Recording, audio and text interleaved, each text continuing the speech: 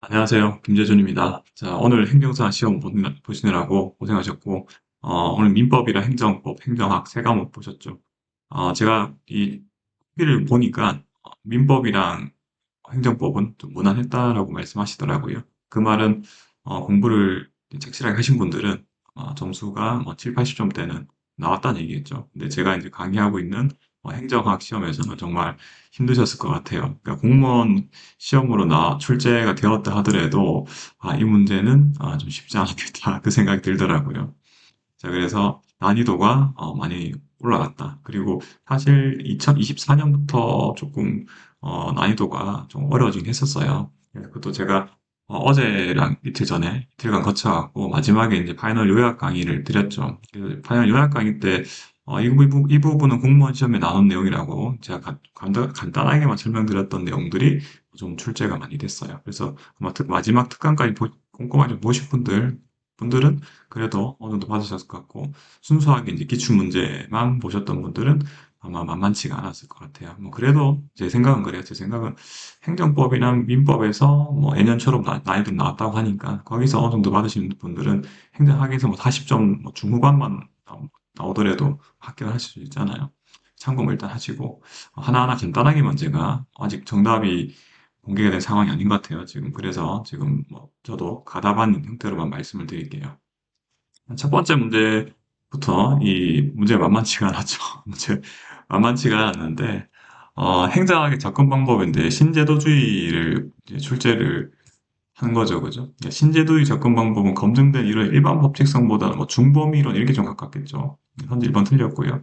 체제론적 접근법은 가장 거시적인 접근법이니까 2번 선지도 맞지 않고요. 세 번째, 역사적 제도주의 해놓고 뒤에 보니 제도가 닮아간다고, 제가 닮아간다. 제도의 동형성을 설명하는 것은, 이, 사회학적 제도주의 특징이죠. 역사적 제도주의는 제도의 이 독특한 특성을, 차이점을 강조하니까.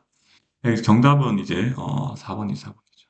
공공 선택론은 합리적 선택 이론에서 이걸 공공부문까지 확대한 거죠. 정확히 표현했었죠. 그래서 정답은 4번이고, 다섯 번째, 행태론적 접근 방법, 이상적인 제도가 아닌 행태를 말 그대로, 기존의 전통적인 제도주의 연구에서 이제 행태주의로 유행이 바뀌게 되는 거죠. 사람의 행동과 태도를 연구하는 게 행태주의잖아요. 자, 그래서 5번 선지도 맞지 않고요. 그 다음에 제가 이번 시험 이제 행정 보면서 제일 50번 답이 무엇일까? 아니, 저 좀 고민스럽던데, 별달리 뭐 꼭 틀렸다고 이렇게 찾기가 쉽지 않더라고요. 지금 제가 당장 봤을 때는. 그래서 경로전선 사회학적 제도주의의 특징이잖아요. 일정한 경로에 따라 움직인다. 이거 틀렸다고 봐야 되나? 저도 오늘 일단 해야 될 것 같긴 한데, 저도 이거 어디 출처를 좀 봐야 될 것 같아요. 왜냐면 이런 문제들이 이 배경이 있거든요. 특정 교재에서 배경이 설명이 돼 있고, 그 다음에 이게 이런 특징을 가진다라고 이제 나와야 되는데, 다 5번 선지 같은 경우에 좀 애매하긴 한데, 어쨌든 간에 5번 선지로 골랐고요. 저도 이거는 나도 좀 어떤 맥락에 출제됐는지 좀 확인해 봐야 될 것 같아요. 53번도 어려웠죠. 얘도 어려웠을 때. 신공공 관리의 시장적 테스트였거든요. 시장 테스트. 이게 어디 나왔냐면 작년이었나? 작년에 여기서 나왔는데 이 세행정 2.0이에요. 세행정. 정 교재가 있어요. 여기서 간략하게만 소개가 돼 있을 거예요. 여기 2.0인가? 너무 지엽적인 내용이 나와버렸죠. 그래서 시장 테스트라 내었는데 정답은 이 3번은 좀 보여요. 유추가 좀 되거든요. 왜냐면은 정부가 수행하더라도 시장성이 강하다. 시장성이 강하다 말하면 민간에 좀 최대한 맡기겠다는 거고 시장성이 약하단 말을 정부 직접 한다는 얘기거든요. 근데 책임운영기관은 우리나라 법에 따르면 책임운영기관은 얘는 공무원들이 일하는 데죠, 공무원들. 그래서 좀 더 공공성이 강한 데가 이 책임운영기관을 운영하고요. 그보다 조금 시장성을 좀 강조하는 데는 공격을 봐야겠죠. 위치가 바뀌어 있어요. 자, 그래서 정답은 3번으로 보이고요.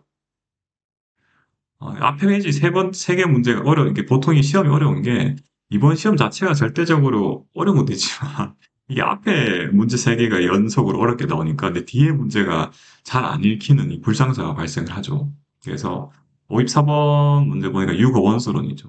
얘는 뭐 비교적 문제가 간단하게 나왔죠. 유거원수론은 이 사회 문제 해결을 위해서 시장과 정부, 그 다음에 시민사회가 함께 해결하자. 그래서 행정 내부는 아니죠. 이 탈락이죠.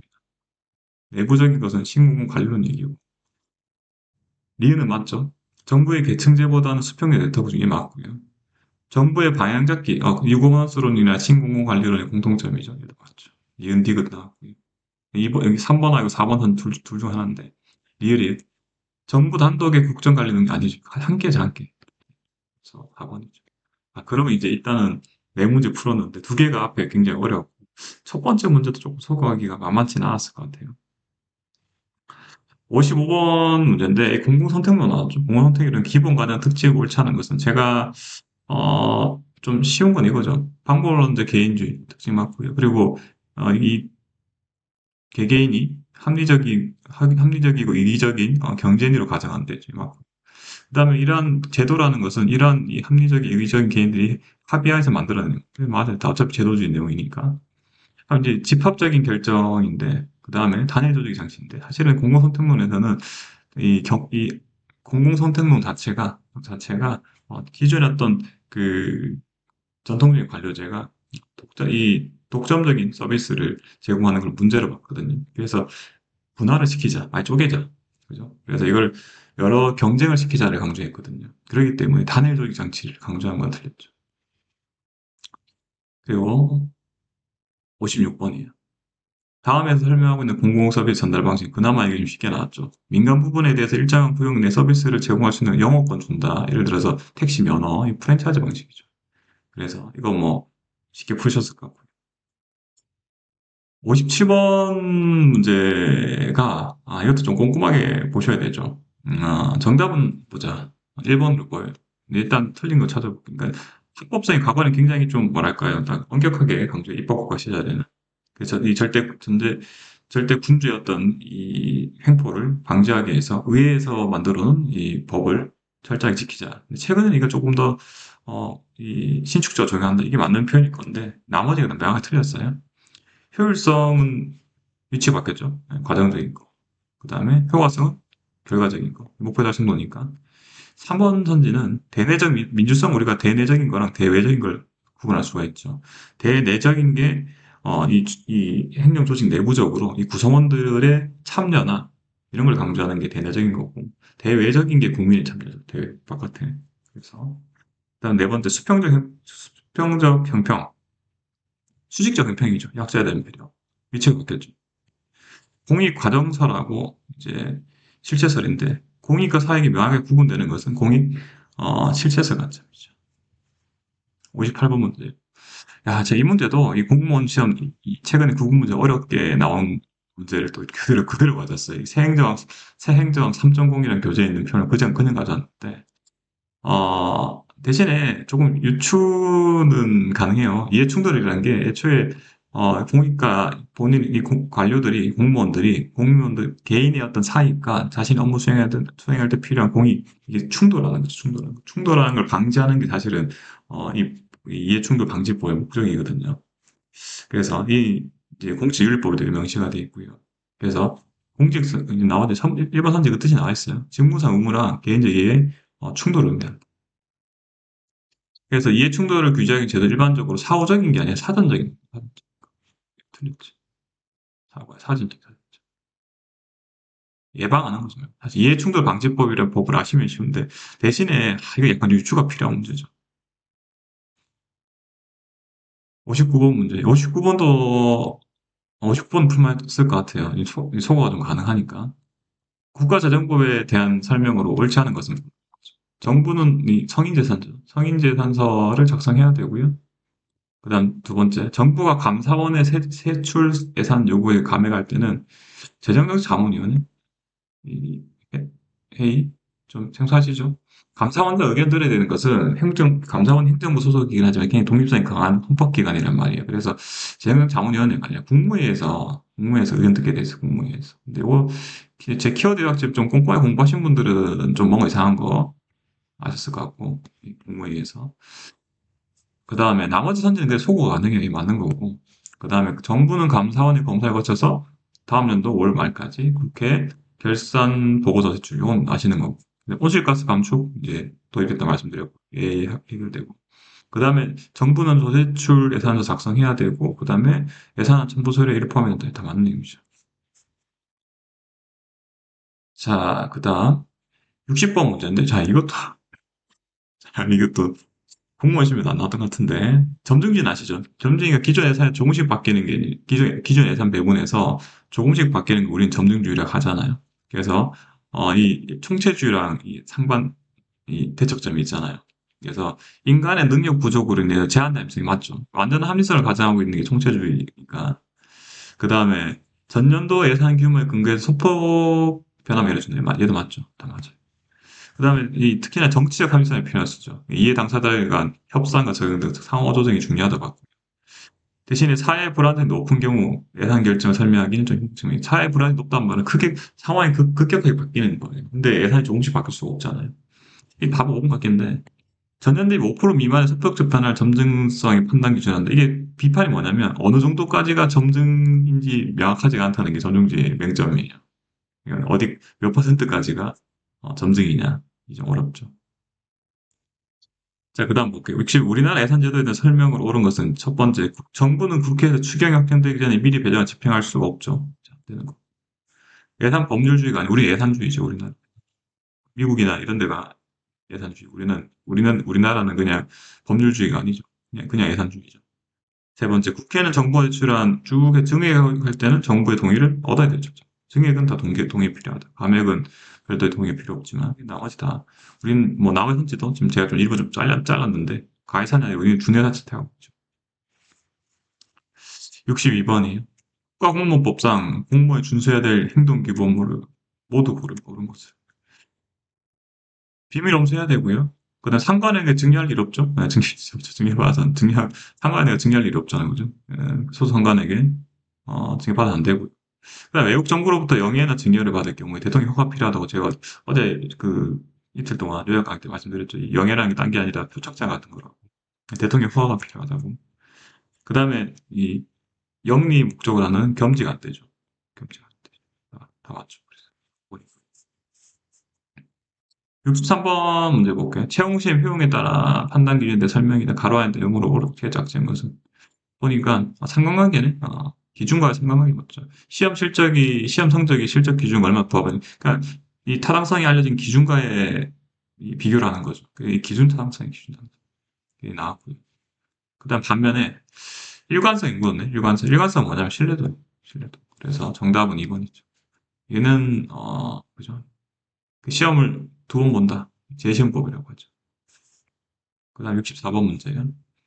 직위분류제에 관한 설명을 옳지 않은 것은 직위분류제. 직위분류제는 항상 비교했을 경우는 계급제예요. 계급제. 네, 계급제랑 이제 항상 우리가 비교를 한다. 그래서 직위분류제의 핵심은 어떤 거냐면 말 그대로 계급, 사람의 계급보다 일이 중요한 거죠. 직위가 중요한 거죠.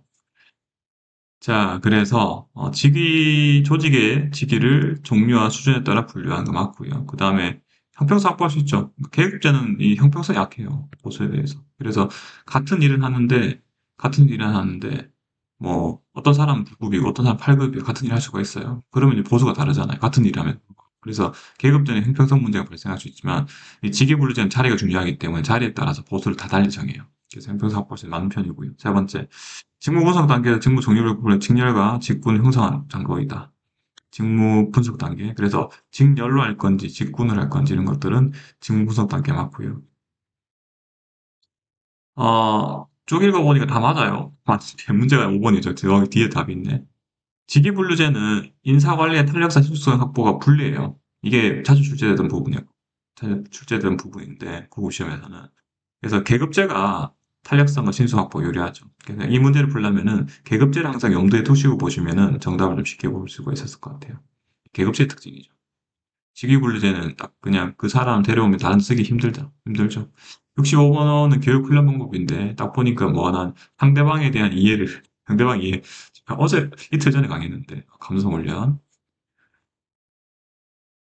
데프트의 조직 유형에 대한 설명을 옳은 것은 데프트는 5가지를 했죠. 그래서 이 기능,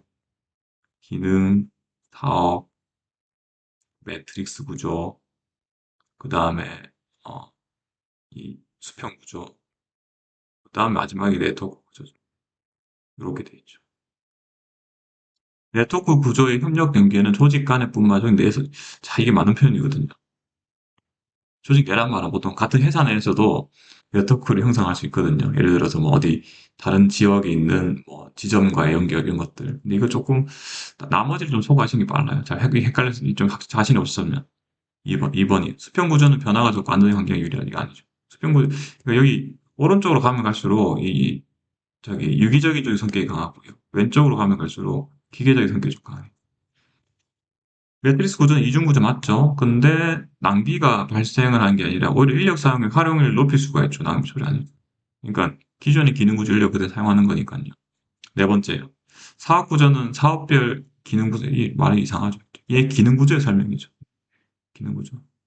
사업 구조가 아니라. 그다음 기능 구조는 권한이 분산돼 규칙과 절차에 유연하다가 아니죠. 유연하지 않고. 권한이 분산돼 있지도 않고. 그다음에 규칙과 절차가 유연한 게 규칙과 절차대로 작동하는 조직이죠. 답은 1번이고.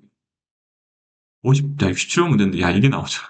이게 국국 공무원 시험에 제가 마지막 파이널 요약 강의 때 국국 공무원 시험에는 이게 나왔다고 말씀드렸죠.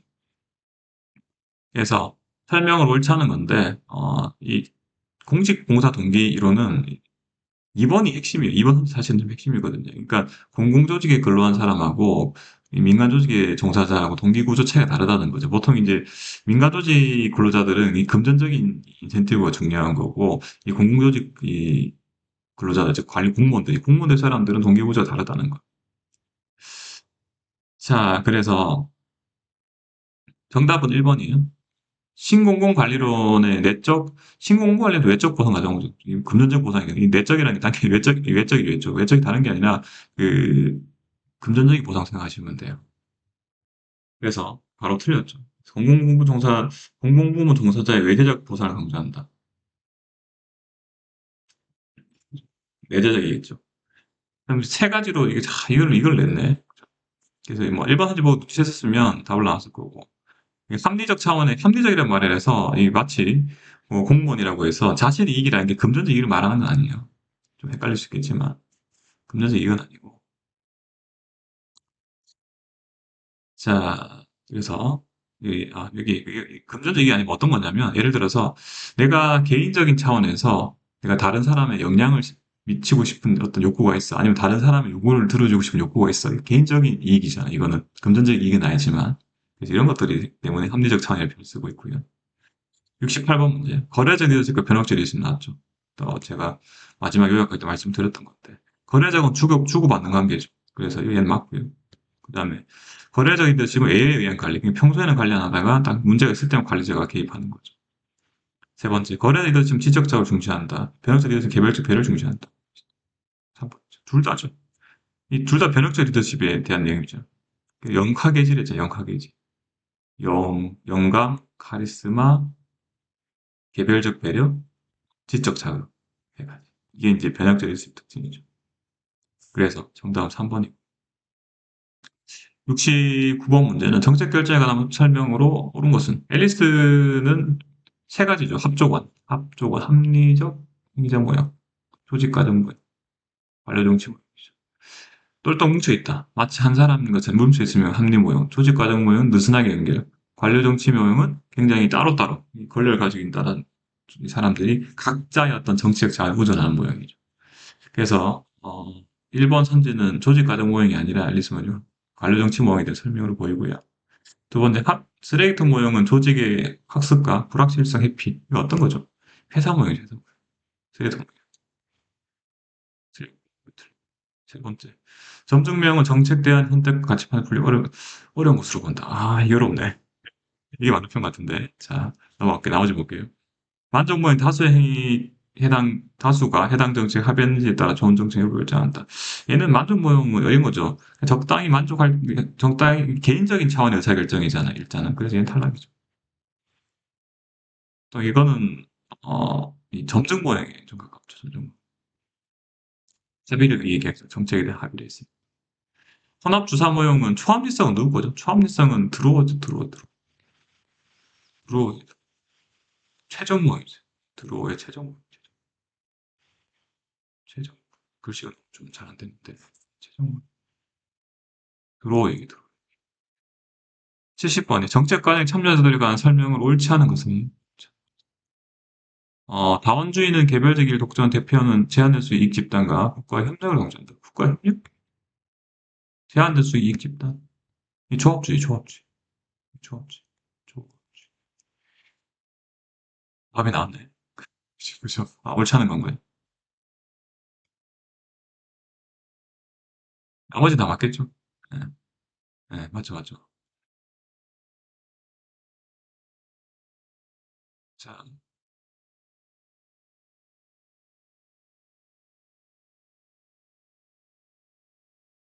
72번 문제요. 폭과 엘더요. 폭과 엘더.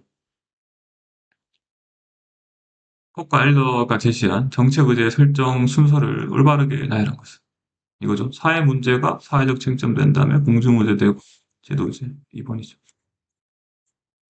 72번 문제. 정책 집행 상향식이랑 하향식을 구분하는 문제인데 이 문제도 쉽진 않았죠. 정책 집행 상향식은 정책 집행 현장을 강조하는 입장이잖아요. 하향식은 이제 정책 결정 단계를 오히려 강조하고 있고요. 그래서 정책 결정과 정책 집행을 분리하는 입장이잖아요. 정책 하향식은. 제가 왜 말씀드렸냐면, 여기 틀린 게 보이고요. 정치행동 이원론이죠. 2번이죠. 정책 이원론은 하향식 관점입니다. 그래서 결정하고 집행을 분리하는 관점이거든요. 자, 그래서 정답은 2번으로 보이고요. 73번 문제도 최근에 국가직 구분 문제였나? 이게 얼마 전에 나왔는데, 이것도 행정사 시험에서 나와버리니까 좀 당황하셨을 것 같아요. 기출문제 나온 적이 없으니까. 지방의회 의원에 대한 징계인데, 경고 가능하고, 제명도 가능해요. 근데 해임이란 말이 없어요, 애초에. 그러니까 지방의회 의원들은 의회 의원 위에 사람이 없잖아요. 제가 아마 요약 강의 있을 거예요. 10시간 요약 강의 보면 설명드렸을 거예요, 제가. 의회 그 사람들은 지방의 의원들은 자기 위에 사람이 없잖아요. 스스로 이제 징계를 하는 거죠. 그 징계 종류를 물어보는 거였고요. 그 다음 14번 문제도, 문제 길어도 쉽지 않은데, 이게 읽는 순간 이제 압박을 느끼셨을 것 같아요. 근데 행정협의조정위원회가 어떤 역할을 하냐면, 이거는 이제 지방자치단체하고, 중앙행정기관의 다툼이 발생할 때 조정기구잖아요. 이거는 이제 지역균형 발전이 아니라 다툼이 발생할 때 조정하는 기구고요. 두 번째도 어제 했을 거예요, 얘는. 네. 지방자치단체장이 위임받아 처리한 국가사무에 관해서는 시군 및 자치구에 대해 1차로 주무부 장관이 아니라 2차로 하죠, 2차로. 1차적으로는 시도지사가 지도 감독하고 주무부 장관은 보충적으로 지도 감독하죠. 행정협의조정위원회 위원장, 이거 좀 어려울 것 같은데. 위원장은 국무총리가 하는 건 아닌데, 국무총리가 지명하는 이제 민간인이 하게 돼 있어요, 민간인. 근데 정답이 4번이 그다음 쉽게 나왔어요. 왜냐면은, 감사할 수도 있죠. 감사는, 자치사무에 대한 감사는 제가 법령 위반에 대해서만 감사할 수 있다고 말씀드렸죠. 그 다음 5번인데, 중앙행정기관 장과 지방자치단체 장이, 다툼이 발생했다. 얘는 뭐냐면 여기 있죠. 1번은 행정협의조정위원회죠. 분행조정위원회는 어떤 거냐면 얘는 지방자치단체 간에 이 다툼이 발생할 때 조정하는 기구고요. 마지막 문제도 조금 만만치 않았죠. 보조기관이죠. 보조기관은 여기 부담대장들이 전부 보조기관이죠. 자, 이런 것들은 조금 어렵다. 75번도 좀 쉽지 않았다. 그래서 제가 쭉 설명드렸는데 아마 뭐 거의 뭐 그죠? 논란이 될 만한 것들이 없을 것 같아요. 앞에 이제 제가 한 문제 정도 조금 애매한 게 있던데 그건 좀 제가 책을 좀 찾아봐야 될 것 같고 나머지는 나만 무난한 것 같아요. 뒤쪽에는 중간 정도에는 좀 쉬웠고 또 끝에 조금 어렵고 이래가지고 아마 기출 문제만 보셨어도 뭐 50점 밑으로 글쎄요. 정확하지는 모르겠어요. 저도. 근데 뭐 고득점 받기는 아마 좀 쉽지 않았다. 그래서 뭐 아마 올해 시험이 행정가 어렵으니까 나머지 시험에서 남은 과목에서 좀 점수를 좀 외우고 행정학에서 과락 면하고 아마 이렇게 많이 됐을 것 같고 좀 제 키워드 요약지까지 좀 다 공부해 보신 분들은 아마 그래도 한 70점 이상 나왔을 것 같아요. 그래서 혹시나 올해 결과가 안 좋으신 분들이면 이제 좀 너무 가볍게 행정을 하시려다가 이제 좀 안 좋은 경우 좀 많죠. 근데 어쩔 수 없는 것 같아요. 이 부분은 시험 강사 입장에서는 이제 그 과거의 출제 패턴대로 이제 강의를 할 수밖에 없는데 왜냐 수험생들은 많이 공부하기 싫어하시잖아요. 근데 좀 이 난이도 자체가 점점 이렇게 뭐랄까 공무원 시험화 되고 있는 것 같아요. 행정학 기준으로 작년부터 좀 어려웠으니까. 여튼, 올해 시험 보는 고생하셨고요. 혹시나, 이의제기할 만한 문제가 있으면은 저한테 알려주시면은 제가 검토를 좀 해보고 답을 드리도록 할게요. 자, 올해 시험 보시느라 고생 많으셨고요. 자, 뭐, 결과는 뭐 또 어쩔 수 없죠, 그죠? 자, 이거 다 이제 또 내년 준비하셔야 될 분들 내년 또 준비하셔야 되고, 또 아니면 또 2차 준비하실 분들 또 2차를 또 바쁘게 준비하셔야겠죠. 자, 어쨌든 오늘 시험 보느라고 고생하셨고요. 수고하셨습니다. 감사합니다.